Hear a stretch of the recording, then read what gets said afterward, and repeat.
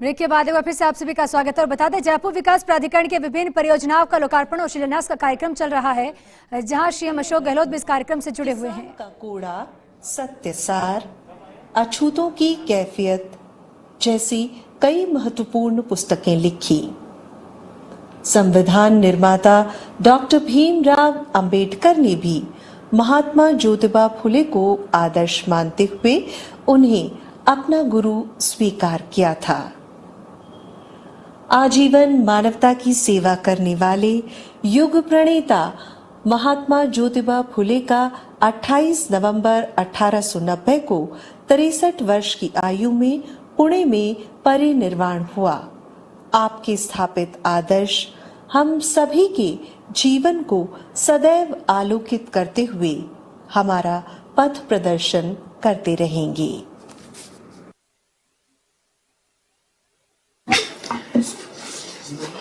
महात्मा ज्योतिबा फूले के जीवन पर ये ऑडियो हम सभी ने सुना और आइए अब देखते हैं 22 गोदाम सर्किल पर निर्मित स्मारक पर एक लघु वीडियो।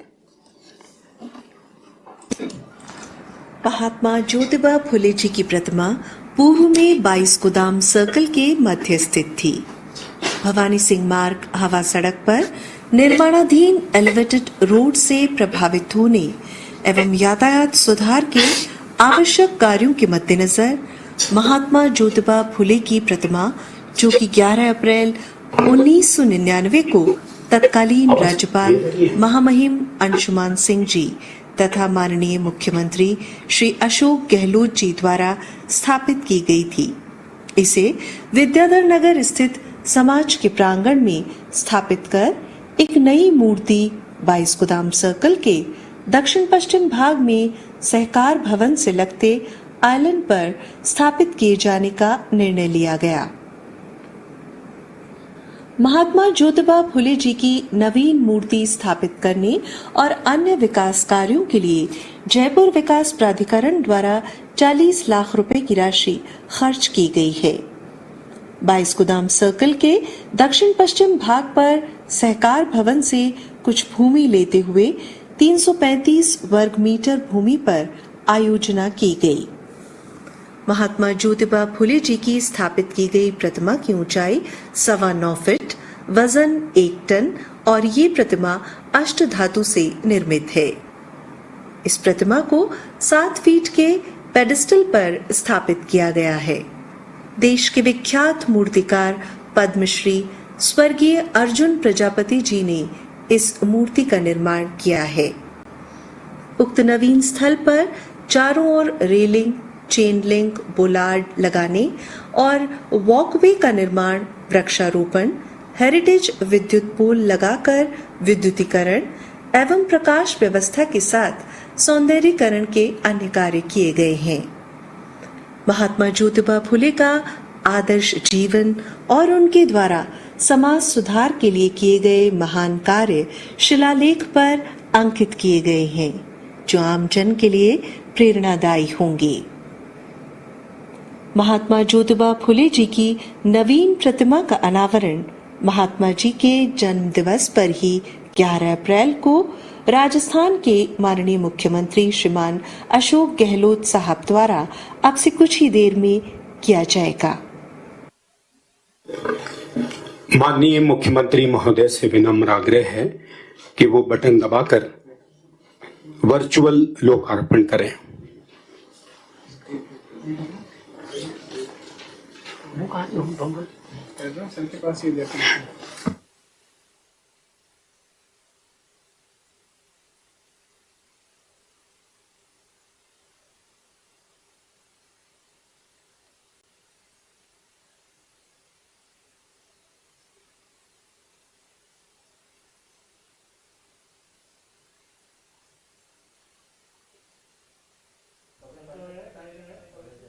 तो सीएमआर से वीसी के जरिए सीएम अशोक गहलोत भी जुड़े हैं और ये सीधी तस्वीरें आपके सामने कि अब अनावरण किया जा रहा है।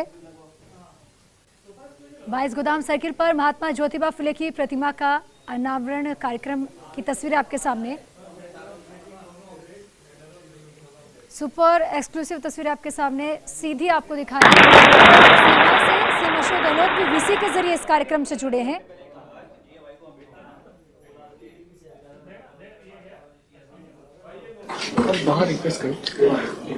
और अब मैं विनम्र आग्रह कर रहा हूं मूर्ति स्थल पर प्रभारी से कि वो माननीय मुख्यमंत्री महोदय और हमारे अन्य अतिथियों के ओर से मूर्ति का वहां पर भी पर्दा उठाकर अनावरण कराएं। प्रभारी अधिकारी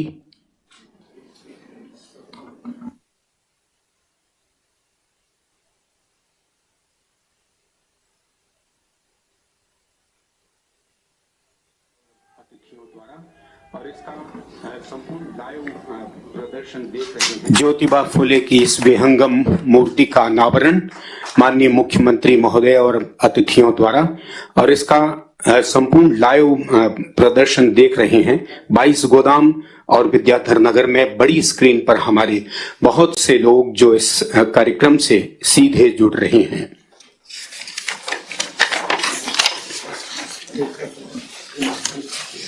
कार्यक्रम में आगे बढ़ते हैं।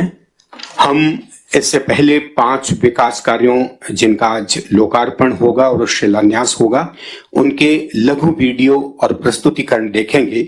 सबसे पहले आरओबी जाहोता का पर आधारित एक लघु वीडियो।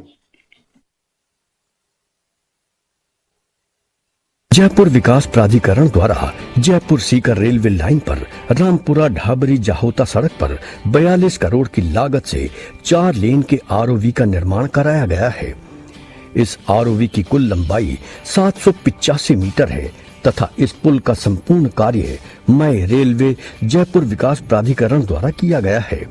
इस पुल के बनने से इस क्षेत्र के अनेक गांवों यथा रामपुर ढाबड़ी जाहोता जालसू जयपुर विकास प्राधिकरण की आवासीय योजनाओं आनंद लोक स्वप्न लोक व अनेक औद्योगिक क्षेत्रों तथा रींगस काला डेरा व रेनवाल इत्यादि को आने जाने वाले आम जनों को सहूलियत होगी।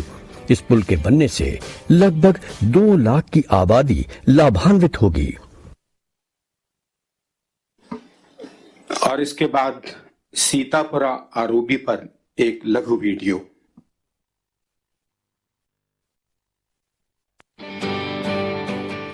जयपुर शहर में सुगम यातायात एवं सड़क दुर्घटनाओं में कमी लाने हेतु राज्य सरकार का एक महत्वपूर्ण कदम जयपुर सवाई माधोपुर रेलवे लाइन पर संपार फाटक संख्या 70 पर रुपए 75 करोड़ की लागत से आरओवी का निर्माण वर्ष मई 2016 में आरंभ किया गया था, जिसे अथक प्रयासों से सभी बाधाओं को दूर करते हुए फरवरी 2021 में कार्य पूर्ण किया गया। इस आरओवी के निर्माण से टोंक रोड से रीको औद्योगिक क्षेत्र, महात्मा गांधी अस्पताल, गोनेर व आगरा रोड की ओर आने जाने वाले वाहनों को वैकल्पिक मार्ग मिलेगा, जिससे लगभग 5 लाख आबादी क्षेत्र को राहत मिलेगी।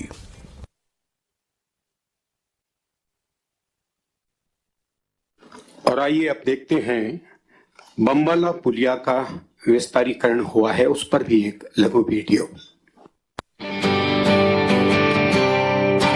जयपुर टोंक रोड पर द्रव्यवती नदी पर स्थित 4 लेन को बमवाला पुल को चौड़ा करने का कार्य 21 करोड़ की लागत से जयपुर विकास प्राधिकरण द्वारा पूर्ण करवाया गया है। इस पुल की लंबाई 134 मीटर है तथा इस पुल को 9-9 मीटर चौड़ाई में दोनों तरफ चौड़ा किया गया है। निर्माण के उपरांत 8 लेन का पुल यातायात हेतु उपलब्ध रहेगा। इस पुल के चौड़ाईकरण से द्रव्यवती नदी के दक्षिण भाग में हो रहे जयपुर शहर के विस्तार एवं निवासियों को सुगम यातायात की सुविधा उपलब्ध होगी। उपरोक्त पुल के चौड़ाईकरण से लगभग 5 लाख आबादी लाभान्वित होगी।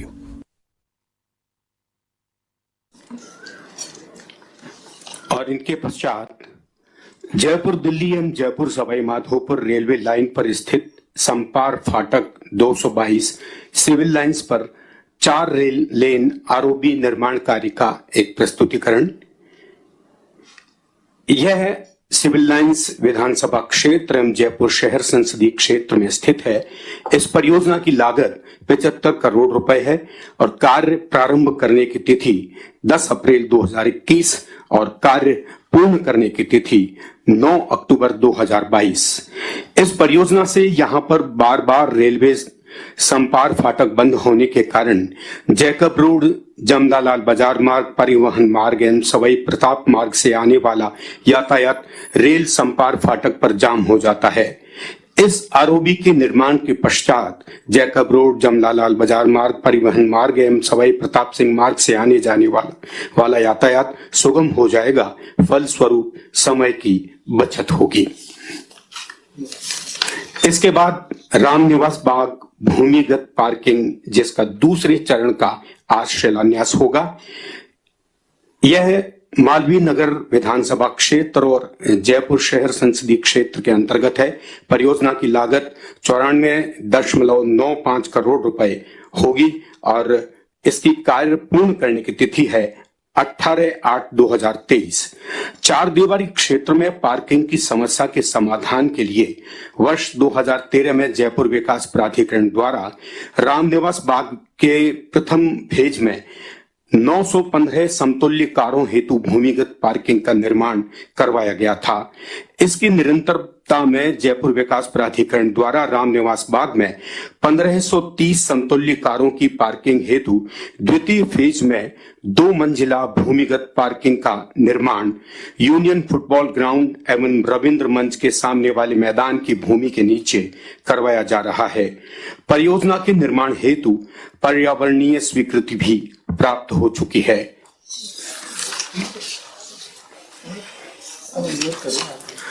और अब मैं माननीय मुख्यमंत्री महोदय से विनम्र अनुरोध कर रहा हूं कि इन परियोजनाओं का लोकार्पण और शिलान्यास करें। सबसे पहले आरओबी जाहोता का लोकार्पण माननीय मुख्यमंत्री महोदय द्वारा।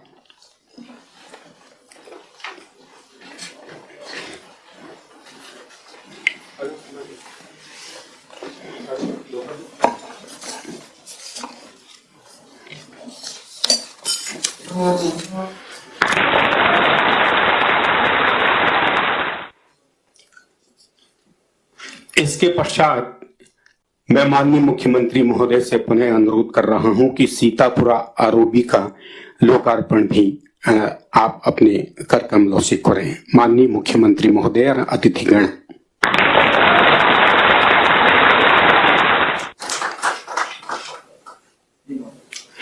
इसके पश्चात बम्बाला पुलिया विस्तारीकरण, जिसकी चौड़ाई बढ़ाई गई है जिससे यहां का यातायात और सुगम हो सके, इसका भी लोकार्पण।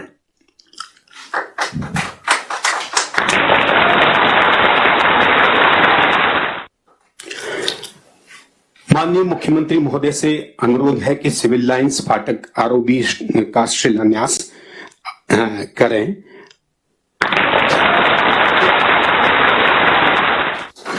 और अंत में रामनिवास बाग भूमिगत पार्किंग का शिलान्यास माननीय मुख्यमंत्री महोदय और अतिथिगण करेंगे।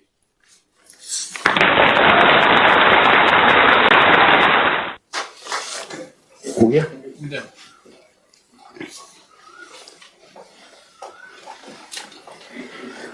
जयपुर विकास प्राधिकरण के विभिन्न क्षेत्रों में 309 करोड़ रुपए की लागत से इन परियोजनाओं का लोकार्पण और शिलान्यास संपन्न हुआ। और अब मैं माननीय नगरीय विकास एवं आवासन मंत्री आदरणीय शांति धारीवाल जी से विनम्र आग्रह कर रहा हूं कि आप अपना उद्बोधन दें।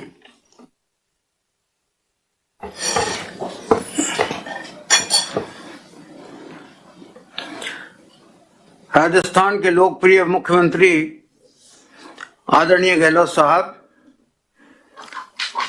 यहाँ पर उपस्थित मंत्रिमंडल में मेरे साथी प्रताप सिंह खाचरियावास साहब तथा नगरीय विकास सचिव, प्रमुख सचिव श्री कुंजीलाल जी मीना, एलएससी के सेक्रेटरी देता साहब, जयपुर विकास प्राधिकरण के कमिश्नर, सेक्रेटरी और सभी चीफ जो इंजीनियरिंग डायरेक्टर्स हैं और जो भी उपस्थित हैं, उन सबको संबोधित कर रहा हूं। माननीय विधायकगण और सांसदगण जो भी आज इस कार्यक्रम में उपस्थित हैं, मैं उनका भी स्वागत करता हूं। महात्मा ज्योतिबा फूले की जयंती के अवसर पर माननीय मुख्यमंत्री जी के कर कमलों के द्वारा महात्मा फूले के स्मारक का लोकार्पण एवं महात्मा फूले की नवीन मूर्ति के अनावरण के अवसर पर आज मैं आप सबको शुभकामनाएं देता हूं। काफी बड़ी तादाद में मूर्ति के पास में जो जागरूक लोग एकत्रित हुए हैं उनको भी स्वागत करता हूं और उनको भी शुभकामनाएं देता हूं। दिसंबर 2018 में जब हमारी सरकार के गठन के बाद जयपुर विकास प्राधिकरण के द्वारा अब तक लगभग 1000 करोड़ रुपए के काम विकास कार्य जयपुर विकास प्राधिकरण के क्षेत्र में करवाए जा रहे हैं, जिससे जयपुर शहर का आम नागरिक निश्चित तौर पर लाभान्वित हुआ है। हम प्रयत्न कर रहे हैं कि जयपुर शहर के विकास के नित नए आयाम स्थापित कर सके हैं। जयपुर विकास प्राधिकरण के द्वारा मुख्यमंत्री जन आवास योजना के तहत गरीबों के लिए 1448 आवासों का निर्माण भी प्रारंभ कर दिया गया है, जिस पर लगभग 75 करोड़ रुपया खर्च होगा। आज माननीय मुख्यमंत्री जी के द्वारा 2 परियोजनाओं का शिलान्यास किया गया है। उनमें से एक परियोजना वो है जिसको कि पिछली सरकार के वक्त में माननीय मुख्यमंत्री जी के द्वारा जिसका उद्घाटन किया गया था और जो आज तक चालू है, जिससे सबसे बड़ा लाभ 4 दीवारी में रहने वाले लोगों को मिला था। आज उसी के एक्सटेंशन का शिलान्यास जो है वो मुख्यमंत्री जी के द्वारा किया गया है, जिस पर करीब इन शिलान्यासों पर 170 करोड़ रुपए की लागत आएगी। सिविल लाइंस के आरओबी के निर्माण के बाबत भी हमने पिछली सरकार के वक्त में कोशिश की थी, लेकिन कुछ न कुछ कारण इस प्रकार के रहे कि वो हम आरओबी नहीं बना पाए। लेकिन अब जो है काफी कुछ कठिनाइयों को दूर करते हुए अब ये काम शुरू कर दिया गया है। आज उसका शिलान्यास आदरणीय मुख्यमंत्री जी के द्वारा हो रहा है। रामनिवास बाग में जिस कारों की भूमिगत पार्किंग का जो प्रोजेक्ट है जिसका शिलान्यास आज हुआ है, उसमें 1530 कारों की भूमिगत पार्किंग की कैपेसिटी है। और आसपास मैं समझता हूं कि 4 दीवारी नहीं, 4 दीवारी के आसपास के लोगों को भी जो है इनसे लाभ मिलेगा। हमेशा की तरह पूर्ववर्ती सरकार अपने वक्त में कुछ न कुछ काम इस प्रकार से छोड़ जाती है, वो आकर के हमें ही पूरा करना पड़ता है। मुझे याद है कि पिछली बार भी जब 2008 में हमारी सरकार बनी थी तब खासा कोठी का फ्लाईओवर, ट्रांसपोर्ट नगर का फ्लाईओवर, ऐसी कई चीजें छोड़ के चली गई थी, लेकिन वो सब बावजूद करोड़ों रुपया हमारी सरकार के द्वारा खर्च करके और वक्त पर जो है उनका निर्माण कार्य पूरा करवाया गया था। इसी प्रकार से आज भी पूर्ववर्ती सरकार के द्वारा 7 आरओबी, 1-2 नहीं, सिर्फ 7 आरओबी और सड़क परियोजनाओं को अधूरा छोड़ा गया है। हमारी सरकार के द्वारा जयपुर विकास प्राधिकरण की वित्तीय संसाधनों की कमी के बावजूद भी अधूरी इन परियोजनाओं को पूरा करवाया गया है। दांतली आरओबी पर 81 करोड़ रुपए खर्च करके सितंबर 2020 में जनता को समर्पित किया जा चुका है। नंबर 2, सीतापुरा आरओबी की लागत 75 करोड़ रुपए बैठी है। जहोता आरओबी की लागत 42 करोड़ रुपया बैठी है। इसी तरीके से बम्बाला उच्च पुलिया जो भी अधूरी छोड़ के गई थी पुरानी पूर्ववर्ती सरकार, उसको भी तैयार करने में जो है 21 करोड़ रुपया का खर्च हुआ है। निर्माण कार्य पूरी कर यह आज मुख्यमंत्री जी ने जयपुर की जनता किसान को समर्पित किए हैं। इसके अतिरिक्त पिछली सरकार के द्वारा अधूरी छोड़ी गई शेष 3 परियोजनाएं, Sodala elevated road, Jhotwara elevated road और बस्सी एलिवेटेड रोड को भी जो है तेजी से काम चालू किया गया है और शायद इसी वर्ष जो है उनको पूरा कर दिया जाएगा। ये भी सब पूर्ववर्ती सरकार के द्वारा ही अधूरा छोड़ा गया था। इस वर्ष में इन्हें जनता को समर्पित करने की मैं पूरी आशा रखता हूं कि ये जयपुर विकास प्राधिकरण लगन के साथ काम करते हुए इस वर्ष में इनको जनता को समर्पित करवाने के लिए मुख्यमंत्री जी से हम अनुरोध करेंगे वक्त पर। झोटवाड़ा एलिवेटेड रोड के कार्य से प्रभावित लगभग 600 दुकानें एवं मकानों से संबंधित पुनर्वास हेतु निवारू रोड पर जेडीए के द्वारा योजना बना ली गई है और इस योजना के विकास के लिए टेंडर भी आमंत्रित कर दिए गए हैं।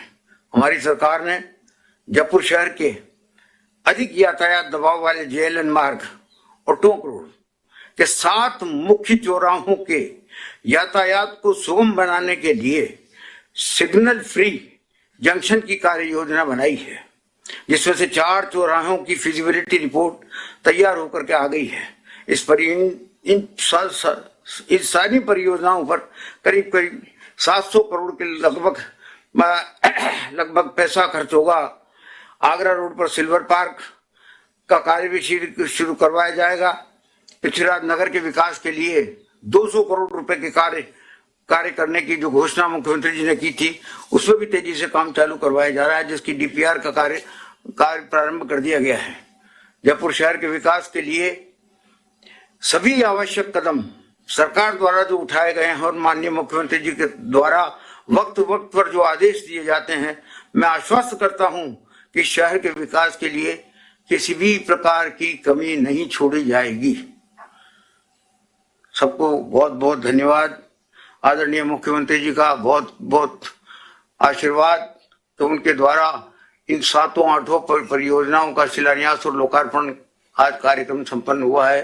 जो भी उपस्थित लोग हैं, मैं उनको भी अपनी तरफ से धन्यवाद देता हूं कि निश्चित तौर पर इससे जयपुर के लाखों निवासियों को जो है वो जो लाभ प्राप्त होगा, वो निश्चित आगे भी जो योजनाएं जो जयपुर विकास प्राधिकरण के द्वारा बनाई जा रही है, उन योजनाओं पर भी जो है वक्त के अंदर अंदर काम करके, ये हमारी सरकार की खासियत ये है कि हमने जब भी गहलोत साहब का मंत्रिमंडल बना, कोई भी काम पूरे राजस्थान में जो हमने शुरू किया अपने वक्त पर, वो वक्त पर खत्म किया। कोई काम ऐसा नहीं बताया जा सकता कि जिसको कि हमने आने वाली सरकार पे छोड़ा हो कि ये वो काम करके दिखाए। तो ये मैनेजमेंट जो है वो निश्चित तौर पर आशीर्वाद से जो है, मुख्यमंत्री जी के आशीर्वाद से प्राप्त हुआ है और मैं आशा करता हूं कि ये काम जो है वो वक्त पे जो भी और भी कई योजनाएं आएंगी, कई योजनाएं टनल आपने बनाई। एक टनल किसी भी सरकार के सब कामों पर भारी है। ऐसी टनल कोई सोच नहीं सकता। वो टनल आप ही ने शिलान्यास की, आप ही ने उद्घाटन किया। ऐसा नहीं था कि वो टनल कोई बाद में जाके किसी दूसरे राज्य ने पूरा किया। वो घाट की गुनी टनल आज भी ऐतिहासिक है। लोग वहां से निकलते हैं तो लगता है कि कोई नए आधुनिक जयपुर में हम आ गए। और इसी जयपुर में आपने बड़ा काम किया। आगरा रोड पर भी आप सिल्वर पार्क लेकर आए। ये बहुत बड़े काम जो आपने किए, सिल्वर पार्क लेकर आए। इससे जयपुर की जनता जब भी आपका किशनवास आगरा रोड पर सिल्वर पार्क आप लेकर आए, उसकी चर्चा जयपुर में, जयपुर के लोग अभी भी, सच कह रहा हूं मैं, ये कोई पॉलिटिकल बात नहीं है, मेरी आदत है, काम पर चर्चा होनी चाहिए, सच्चाई पर चर्चा होनी चाहिए। आज तो आपने कमाल कर दिया। सिविल लाइंस की पब्लिक, जयपुर के लोग पिछले 5-7 दिन से परेशान थे, रास्ता रोक कर लोग बैठ गए लाश लेकर। लेकिन ये आपका बड़प्पन है कि आपने ना लाठी चलाई ना गोली चलाई। मैं पर कल कह रहा था वहां पे बाहर जहां मैं गया हुआ था, मैंने कहा ये आपकी सोच है। जब पिछली सरकार थी तो हालात जो बिगड़े, जो गोलियां चली, एक लाश को लेकर जिस तरह से परिवार के साथ हुआ, लेकिन आज आपने जो बड़प्पन दिखाया उसके लिए मैं आपको धन्यवाद देता हूं। पूरा जयपुर सुकून महसूस कर रहा है कि शांति से सब काम हो गया, बातचीत के जरिए आपने निपटवा दिया, उसके लिए आपको धन्यवाद। रामनिवास बाग की पार्किंग का आज आपने फिर उद्घाटन किया। जयपुर राजधानी है मुख्यमंत्री जी, और ये सबसे बड़ी बात यह कि यहाँ पे ट्रैफिक की बड़ी प्रॉब्लम है, पार्किंग की बड़ी प्रॉब्लम है। आज रामनिवास बाग की पार्किंग का आप नया निर्माण की बात आपने कर दी। पहले आप ही ने बनाई है ये रामनिवास बाग की पार्किंग, जहां पे हजारों गाड़ियां पार्क हो सकती है। जयपुर हेरिटेज सिटी का हमको अवार्ड मिला है, दुनिया में हम नंबर 1 पर आए, लेकिन पार्किंग हमारी बड़ी प्रॉब्लम है। रामनिवास बाग की पार्किंग और सिविल लाइंस में आज जो आपने पुलिया का शिलान्यास किया और आपने टाइम रखा है, जल्दी से जल्दी ये पूरा हो जाए। मुझे पक्की उम्मीद है, क्योंकि पिछली सरकार जो अभी एलिवेटेड रोड का काम चल रहा है 22 गोदाम होकर, कौन कंपनी आई, हालांकि धारीवाल साहब खुद दौरा कर चुके हैं, पूरी कोशिश हो रही है, फास्ट भी किया है काम, सारे अधिकारी बैठे हैं। ये रोड जल्दी पूरी हो जाएगी तो उससे बड़ा काम नहीं हो सकता। मुझे अभी याद है, आपने गुजर की थड़ी का जो अंडरपास बनाया, 7 व्यक्तियों की डेथ हो गई थी। गुजर की थड़ी पर अंडरपास आप उद्घाटन, ऐतिहासिक अंडरपास है, आप ही ने उसको शुरू किया, आप ही ने उसको खत्म किया, और लोग आज भी उस गुजर की थड़ी के अंडरपास के पास से आपने मेट्रो ट्रेन जयपुर को दी। कोई सोचता नहीं था मेट्रो जयपुर बनेगा। मेट्रो ट्रेन आपने शुरू भी की, काम भी शुरू किया और उद्घाटन भी आपने किया, मेट्रो चला दी थी आपने आपके कार्यकाल में। जयपुर में इतना बड़ा प्रोजेक्ट कोई सोचता नहीं था। आज जयपुर का ट्रैफिक जाम, और फिर दूसरा सेकंड फेज आपने मेट्रो का पूरा कर दिया। मेट्रो के साथ साथ आपने अजमेर रोड पर एलिवेटेड रोड भी बनाई। ये जयपुर के जितने पुलिया, लगभग 95% पुलिया आपके कार्यकाल में बने। आधुनिक जयपुर पूरे राजस्थान में देखने को यहां मिला।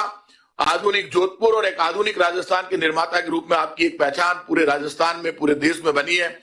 और आपकी वर्किंग से मैं इतना कह सकता हूं, हम जहां सोचते हैं उससे पहले आपके यहां से योजना पास होकर लोगों तक पहुंचने की तैयारी हो जाती है, पहुंच जाती है। जितनी तेजी से कोरोना संकट में आप मैनेजमेंट को लेकर पूरे देश में चर्चा में आए, खुद ने मैनेजमेंट की कमांड संभाली, मुखिया ने फैसला किया इलाज के अभाव में किसी की मौत नहीं होगी, भूख से कोई मौत नहीं होगी, आपने नारा दिया। और फिर आपने कहा कोरोना के विरुद्ध जन आंदोलन, और वापस जब कोरोना की लहर चली है तब मैं लोगों को याद दिलाना चाहूंगा, ये वही मुख्यमंत्री जी है जिन्होंने कोरोना के विरुद्ध जन आंदोलन का आह्वान करके 1.5 करोड़ से ज्यादा मास्क बंटवाए थे और सारे लोग लग गए थे, ना बीजेपी ना कांग्रेस, पूरा राजस्थान एक होकर मुख्यमंत्री के साथ खड़ा होकर कोरोना के विरुद्ध जन आंदोलन कर रहा था। और जन आंदोलन था मास्क पहनने का, लोगों तक मास्क पहुंचाने का, लोगों तक रोटी पहुंचाने का, प्रोटोकॉल को मानने का। फिर एक बार ये चुनौती खड़ी हुई है, मैं उम्मीद करता हूं, क्योंकि लॉकडाउन तो बहुत बड़ा खतरनाक होता है। मेरी तो हमेशा से आदत रही कि लॉकडाउन नहीं होना चाहिए, क्योंकि गरीब आदमी बहुत परेशान हो जाता है। ऐसे में जो मुख्यमंत्री जी ने प्रोटोकॉल तय किए हैं, उन प्रोटोकॉल को हम मान लें। राजस्थान में आज भी हमारे अच्छे मैनेजमेंट का कारण है कि हमारे यहाँ लहर आई, लेट आई है, लेकिन यदि हम संभल जाएंगे तो हम अपना बचाव कर पाएंगे। झोटवाड़ा का इसमें कोई दो राय नहीं, झोटवाड़ा की एलिवेटेड रोड पिछली सरकार लोगों को मुआवजा नहीं दिया, अब आपने उसकी तैयारी कर ली है धारीवाल साहब ने और गौरव जी ने और सब अधिकारियों ने मिलकर। तो मुझे पक्की उम्मीद है कि यदि झोटवाड़ा की एलिवेटेड रोड भी तैयार हो जाती है और दुकान उनको हो जाता है, तो 22 गोदाम और झोटवाड़ा, यदि ये ट्रैफिक क्लियर हो गया तो जयपुर में जाम की समस्या का समाधान हो जाएगा। आज जब मुख्यमंत्री जी आप बैठे, आपने बड़ा आदेश दिया कैबिनेट में, प्रशासन गांवों के संग अभियान शुरू होने जा रहा है। उसमें गरीब आदमी को नो डाउट, जो सरकारी जमीन पर बैठा है, बरसों से पट्टा नहीं मिला, उसको आप पट्टा देना चाहते हैं। प्रशासन शहरों के संग अभियान की भी आपने तैयारी के आदेश दे दिए, जिसमें लोगों को जो शहर में बैठा है उसको, गरीब आदमी को पट्टा मिल सकेगा। स्टेट ग्रांट एक्ट के पट्टे मिलेंगे। जयपुर में पहली बार किसी को पट्टे मिले थे। मेरी आपसे विनती है कि आज भी जयपुर में बरसों से जिनको पट्टे नहीं मिले, वो दुकानदार भी पट्टों के कोई रेट तय हो जाए, पैसे देने को तैयार है। जब भी सरकारी जमीन पर कोई निर्माण हो, निश्चित रूप से उसका निर्माण पूरा टूटना चाहिए, सीज होना चाहिए और उस निर्माण को सरकार को अपने कब्जे में लेना चाहिए। लेकिन कोई व्यक्ति अपनी जमीन पर कुछ बना ले तो जब उसका पूरा निर्माण हम तोड़ते हैं तो राष्ट्र की संपत्ति का नुकसान होता है। कोरोना संकट में मेरा मानना है, यदि कहीं पर 90% निर्माण वैसे ही है जैसा आज कर रहा है, तो बाकी 10% क्यों नहीं करेंगे? 90% तो कर चुके हैं। ऐसे में जयपुर डेवलपमेंट अथॉरिटी की बहुत बड़ी जिम्मेदारी है। जयपुर डेवलपमेंट अथॉरिटी का काम है जयपुर विकास प्राधिकरण, जयपुर का विकास करना। ऐसे में बड़े दिल के साथ जब तक जनप्रतिनिधियों से चर्चा नहीं हो, जयपुर की जनता से नहीं हो, तब तक जयपुर विकास प्राधिकरण की जिम्मेदारी के विकास के रास्ते पूरे खोलें। सरकारी जमीन पर कोई कब्जा करे, लैंड माफिया हो, 100% उसके खिलाफ कार्रवाई करना जेडीए की सरकार की हमारी जिम्मेदारी। लेकिन यदि कोई खुद की जमीन पर कोई निर्माण कर चुका है पूरा, तो ऐसे में उसके लिए जब हम प्रशासन शहरों के संग अभियान में पॉलिसी लाएंगे, तो उस वक्त 90% निर्माण यदि हमारी सरकार के पहले के बने हुए और 10% को उनके बराबर कर रहा है, तो उसकी भी पॉलिसी स्पष्ट हो, जिससे कम से कम राष्ट्र की संपत्ति का नुकसान नहीं हो। मैं आज के दिन मुख्यमंत्री जी, आधुनिक राजस्थान के निर्माता के रूप में आपको बधाई देता हूं और जयपुर को जो आपने दिया है उसके लिए मैं आपको बहुत बहुत बधाई देता हूं। सिविल लाइंस का मैं इतना कह सकता हूं, सिविल लाइंस में जाम रहता है, जैसे ही ये पुलिया बनेगा, बनते ही मैं आपको गारंटी से कह रहा हूं जाम खत्म होगा। और क्योंकि यहाँ पे 22 गोदाम एलिवेटेड रोड भी आ जाएगी, मुझे लग रहा है टाइम फ्रेम में पूरी हो जाएगी और इधर ये काम पूरा हो जाएगा।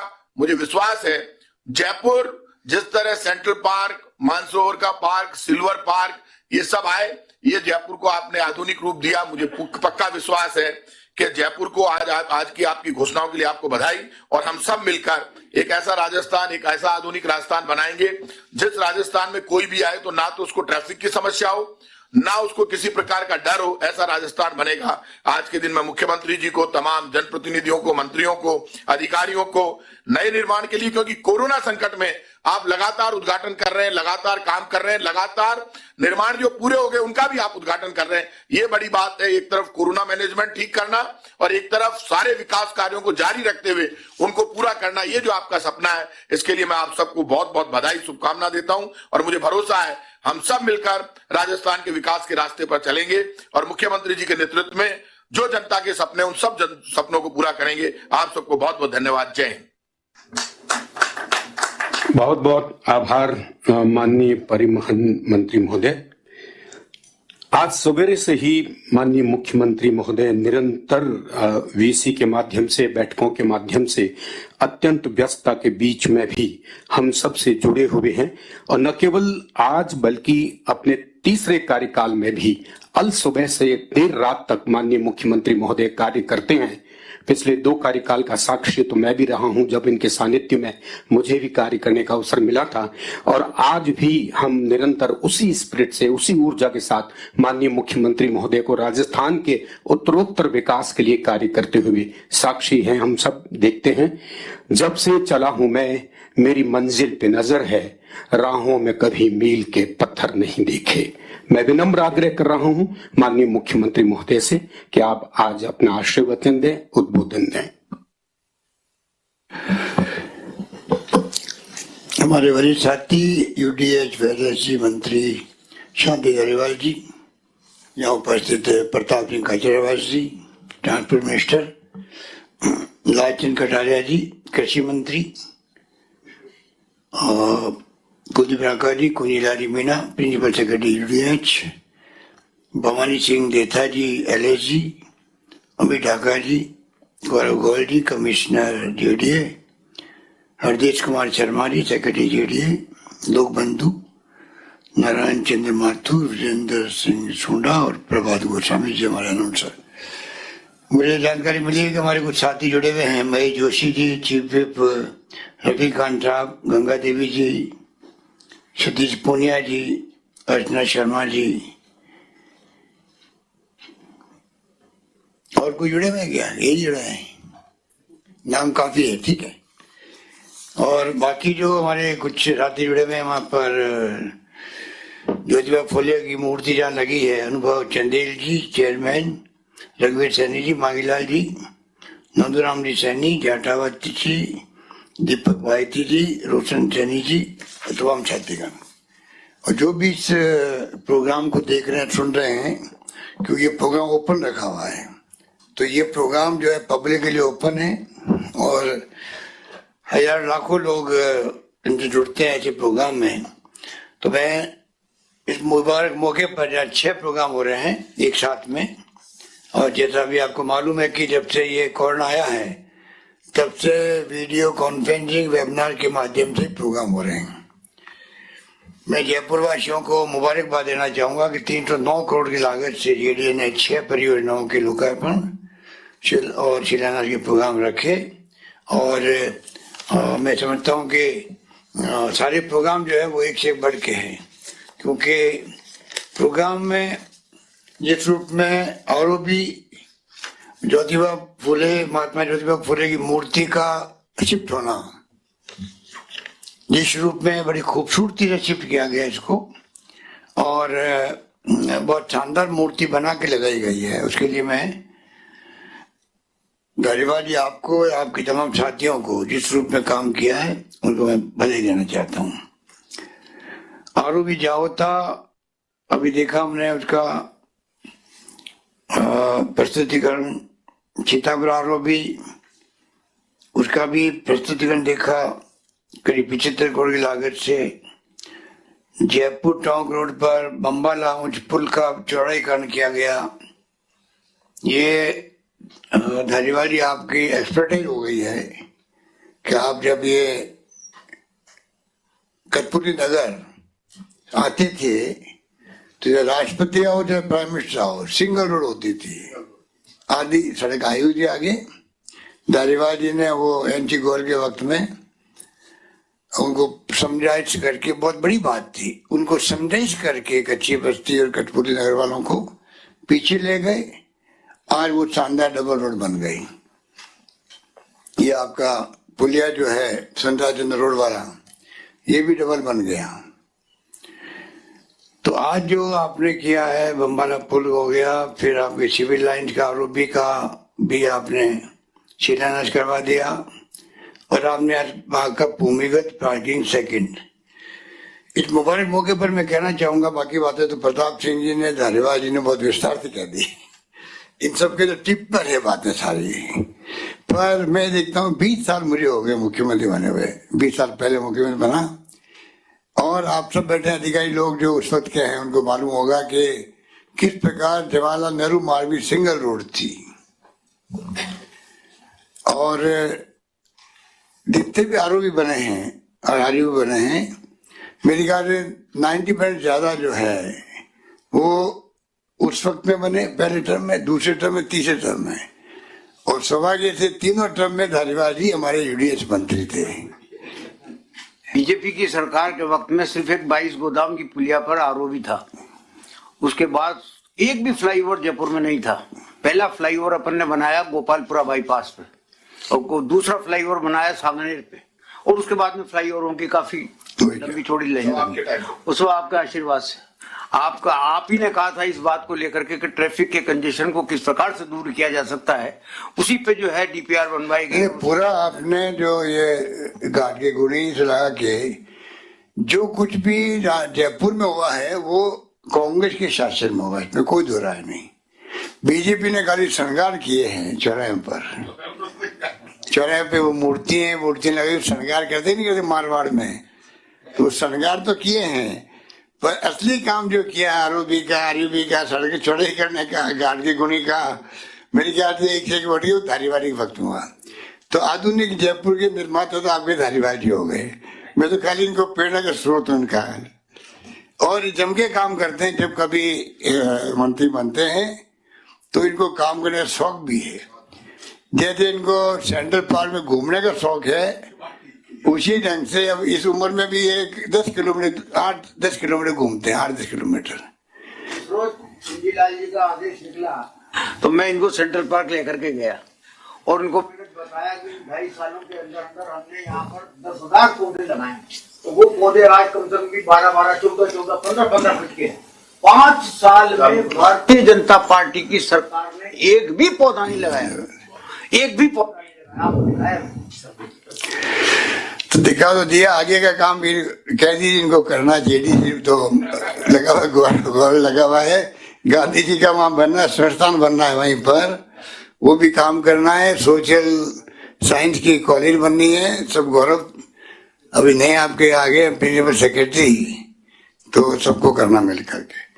तो मैं अभी सब बातें आपने कह दी। मुख्यमंत्री चिरंजीवी योजना कह दिया आपने, कोरोना के कह दिया, और मैं सुबह से इन कामों में लगा हुआ हूँ कि जिस रूप में काम हो रहे हैं, बहुत ही शानदार काम हो रहे हैं। ज्योतिबा फुले के बारे में कहना चाहूंगा, बाकी तो काम तो बराबर जयपुर के विकास में मील का पत्थर साबित हो रहे हैं, एक के बाद एक काम होना। आज अगर आप कल्पना करो, अगर ये काम नहीं होते तो क्या होता। आज जो ट्रैफिक जाम होता है बम्बई के अंदर, मुंबई में ट्रैफिक जाम होते रहते, दिल्ली में होने लग गया। जब मैं दिल्ली गया 40 साल पहले एमपी बन के, खुली सड़कें थी वहां पर, आराम से जाते आते थे। अब वहां पे दिल्ली में ट्रैफिक जाम रहते हैं पूरी दिल्ली के अंदर। जयपुर की स्थिति वही बनती, अभी भी ट्रैफिक रहता है, पर ओवर ब्रिज नहीं बनते, ये सड़कें चौड़ी नहीं होती। तो कल्पना करो क्या होता है जयपुर का। आज बाहर से हर व्यक्ति हिंदुस्तान का जयपुर आना पसंद करता है। शादी ब्याह में तो करते ही करते आके, या शादी समारोह करते, पर जयपुर आना कोई न कोई बहाने से पसंद करता है, डोमेस्टिक टूरिस्ट हो या फॉरेन टूरिस्ट हो। इसलिए हम लोग आने वाले वक्त में और ज्यादा टूरिज्म को बढ़ावा देना चाहते हैं पूरे राजस्थान के अंदर। जयपुर धीरे धीरे सिरमौर बन रहा है, और मैं समझता हूँ कि जिस प्रकार का चौमुखी विकास जयपुर का हुआ है सभी तरह से, सेंट्रल पार्क की बात आपने करी, नया पार्क बन रहा है उसकी बात करी, और भी छोटे मोटे काम तो कई अनोखे हुए हैं। इसलिए हम चाहेंगे कि सब काम, ये धारीवाली ने ठीक कहा, ये बहुत बड़ी बात है कि शिलान्यास भी होना उस शासन में और उद्घाटन भी होना। ये जब तक अधिकारी लोग और जो जिनको ठेका देते हैं कॉन्ट्रैक्टर वो उस कैटेगरी के नहीं हो तब तक संभव नहीं है। कई बार ठेकेदार ऐसा आ जाता है कि वो खुद ही घाटे में आ जाता है, पड़ा रहता है कई बार काम, जैसे वो जयपुर दिल्ली रोड पड़ी रही कई सालों तक मुश्किल से। तो ये होता है, मैं समझता हूँ कि जयपुर की रिंग रोड बन गई, सपना हमारे वक्त में देखा गया था, फिर कई ऊंचा उतार चढ़ाव आए, आखिर में पिछली सरकार के वक्त में नेशनल हाईवे को दे दिया गया, गडकरी ने भी इंटरेस्ट लिया और वो काम भी हो गया। बाकी जो आदि जो आपकी ये रिंग रोड है, इस काम को भी हमें हाथ में लेना पड़ेगा। इसके डीपीआर उन्होंने अनाउंसमेंट भी किया था बजट में, तो इसको अपन चाहेंगे कि कम से कम उस वक्त उसके लिए जब शुरू किया तो कि अर्चना आई, कि हड़ताल हुई, किसान लोगों ने भी काफी विरोध प्रकट किया था, पर आखिर में ठेका दिया गया, वो ठेकेदार भाग गया, बॉम्बे का था, तो वो भी काम ऐसे ही चलता रहा, आखिर में वो बन गया है, उसे राहत मिली है। अब जो आधी बची हुई है उसको भी अपने को आगे बढ़ाना चाहिए। मेट्रो आ गई, आपने ठीक कहा कि मेट्रो की तो वही बात है कि काम भी शुरू अपने वक्त में हुआ और ट्रायल रन भी अपने वक्त में हुआ, वो तो चुनाव आ गए इसलिए फिर बाद में रुक गया। और ये सहयोग से जो लिखा हुआ था अपना ही कि जो ये अंडरग्राउंड वाला मामला तो बहुत पेचीदा होता है, वो काम भी आखिर में हो गया। और मेट्रो सेकंड फेज जो है वो कई बार कोशिश होती भी है, रुकती भी है, फिर बीच में कोरोना आ गया, तो मैं चाहूंगा कि डिपार्टमेंट कम से कम इसको एग्जामिन करके रखें। और आजकल लोन वगैरह काफी मिलते हैं, भारत सरकार की योजना भी कुछ आई दिखती है, तो चाहेंगे कि जो सीतापुरा से ये आपका कौन सा एरिया है अंबावाड़ी, ये प्रोजेक्ट भी कोई कोई रूप में अपने कोशिश करनी चाहिए कि वो प्रोजेक्ट आए, तो फिर ट्रैफिक थोड़ा और ठीक हो जाएगा। इस रूप में मैं उम्मीद करता हूँ कि इस काम को भी काफी हम लोग कर पाएंगे। महात्मा ज्योतिबा फुले के बारे में मेरे पूर्व वक्ताओं ने भी कहा, और 155वीं जयंती उनकी है, पूरा देश मना रहा है, और वास्तव में और बिहार के अंदर भी, उत्तर प्रदेश के अंदर भी, सब जगह, महाराष्ट्र में तो कहीं था ही था, जहाँ इनके जन्म स्थान बना हुआ है, जहाँ इनके वो कुआं खुदा हुआ है, स्कूल है, मैं खुद जाके देख के आया। डॉक्टर शंकरदास शर्मा जो राष्ट्रपति थे तो वो मुझे वहां ले गए थे, तो वो खुद भी वहां गए थे, तब उन्होंने देखा, क्योंकि उस वक्त हमने इनका वहां पर स्मारक का उद्घाटन करने गए थे। पर वास्तव में महाराष्ट्र में तो आप कहीं जाओगे जिलों में तो सब जगह महात्मा ज्योतिबा फुले या सावित्रीबाई फुले के नाम की इंस्टीट्यूशन संस्थाएं मिलेगी आपको। और महाराष्ट्र के असेंबली की प्रीमाइसेस के अंदर इनकी आदमकद मूर्ति लगी हुई है। तो वास्तव में उस जमाने में, आज तो अलग बात, 200 साल पहले लगभग, माँ स्त्रियों को पढ़ाने का लोग बुरा मानते थे। उस जमाने में इन्होंने संघर्ष किया सभी समाज के लोगों से, और स्त्री शिक्षा, बाल विवाह ना हो, विधवा विवाह हो, अंधविश्वास की जगह नहीं हो गई समाज में, ऐसी कुरीतियों के खिलाफ आवाज उठाई। तो जो सुनने में आता है कि सावित्रीबाई फुले को भी बहुत ही संघर्ष करना पड़ा, क्योंकि पहली शिक्षिका उन्होंने, ज्योतिबा फुले पढ़े लिखे थे, वो अनपढ़ थी, तो जिस प्रकार उन्होंने अपनी पत्नी को पढ़ाया, वो शिक्षिका बनी। फिर कहते हैं कि काफी उन्होंने स्कूल एक के बाद एक खोलना शुरू किया। तो ये उस वक्त में मैं समझता हूँ कि सामाजिक क्रांति करना बहुत बड़ी बात थी, जिसकी शुरुआत महात्मा फुले ने करी, और आज उसको सभी समाज लोहा भी मानते हैं। पर आज भी मैं समझता हूँ कि इसके उनके अभियान को आगे बढ़ाने की आवश्यकता है, क्योंकि आज भी देखिए छुआछूत, घूंघट प्रथाएं, लड़कियों में, स्त्रियों में शिक्षा का अभाव, और पुरुष और स्त्रियों में जो इक्वलिटी होना आवश्यक है, जेंडर इक्वलिटी, उसमें अपन देखते हैं कि किस प्रकार से पुरुष प्रधान देश बना हुआ है, आज भी पुरुष अपना आप को हावी मानता है। और पर राजीव गांधी जी ने तब आरक्षण दिया महिलाओं को पहली बार 73-74 अमेंडमेंट के माध्यम से। तो एक प्रकार से वो महात्मा ज्योतिबा फुले का सपना ही था कि महिलाओं को पूरी तरह शक्ति मिले, सशक्तिकरण हो। आज प्रधान, प्रमुख, सरपंच कोई कल्पना नहीं कर सकता था। मेयर वो महिला को बनाना ही पड़ता है कानून के अंतर्गत। तो ये तमाम आज सुबह मीटिंग हुई थी, तब भी ये सवाल उठा था कि किस प्रकार से इन कामों को आगे बढ़ाया जाए। कस्तूरबा के उनका भी आज जन्म दिवस था, तो वो जब प्रोग्राम उनका हुआ तो हम लोगों ने ये बात का डिस्कशन किया कि छुआछूत का, घूंघट का, स्त्री शिक्षा का जो अपने कॉलेज खोली गई महिलाओं की, और अभी हमने कहा कि जहाँ स्कूल में 500 लड़कियां आ जाएगी पढ़ने के लिए स्कूल के अंदर, वो स्कूल को कॉलेज बना दिया जाएगा। इतना बड़ा फैसला हुआ है बजट के अंदर। राजस्थान में जहाँ 500 लड़कियां गाँव में, गाँव वाले शहरों में भेजते नहीं अपने बच्चियों को पढ़ाने के लिए, तो 10वीं 11वीं 12वीं तक ड्रॉप आउट हो जाती बच्चियां। तो अपन चाहते हैं कि वो बच्चे ड्रॉप आउट नहीं हो, आगे पढ़े, और तभी होगा तब अपन लोग कस्बों में भी जहाँ मौका मिलेगा सब जगह कॉलेज खोले। बड़ा फैसला था। फ्री नैपकिन जो गर्ल्स के काम आता है, अब शंकुर हमारे कोई बात नहीं करता उनके लिए। वक्त आ गया, 21st सेंचुरी है, मोबाइल और इंटरनेट और गूगल की सेवाएं हैं। अब कुछ शंकुर की बात नहीं, महिलाएं जो दुखी है गाँव की, जिस प्रकार बीमार पड़ती है स्वच्छता के अभाव में, फिर बीमार से दवाई लेती है, फिर बच्चे पैदा होते हैं, वो बीमार बच्चे पैदा होते हैं, स्वस्थ नहीं होते हैं। तो एक विद्वान ने कहा है कि अगर किसी राज्य में या किसी देश में अगर वहाँ की पॉपुलेशन, मानव संसाधन स्वस्थ नहीं है, अच्छी हेल्दी नहीं है, वो उस रूप में विकास नहीं कर सकता। हेल्दी होना बहुत जरूरी है, अच्छा स्वस्थ होना बहुत जरूरी है। अपन ने तो दवाएं फ्री और टेस्ट फ्री, अब ये चिरंजीवी योजना ला रहे हैं जो पूरे प्रदेशवासियों का बीमा हो जाएगा, 5 लाख प्रदेशवासियों का। उसी रूप में ये मातृ मृत्यु दर, शिशु मृत्यु दर, ये भी जब मातृ मृत्यु दर, शिशु मृत्यु बहुत बड़ी हुई देश के अंदर, क्यों कोटा में आप देखते हो कई बार त्योहार उठता है, तो शिशु मृत्यु दर है वो। हमने तो वहां पर आईसीयू बनाया पिछले टर्म के अंदर, बच्चों का आईसीयू अलग होता है, NICU, new intensive care unit, new, वो मैंने बनाया। उसके कारण से पिछली सरकार जो बीजेपी थी तब भी शिशु मृत्यु दर कम हुई थी, उनके वक्त में भी।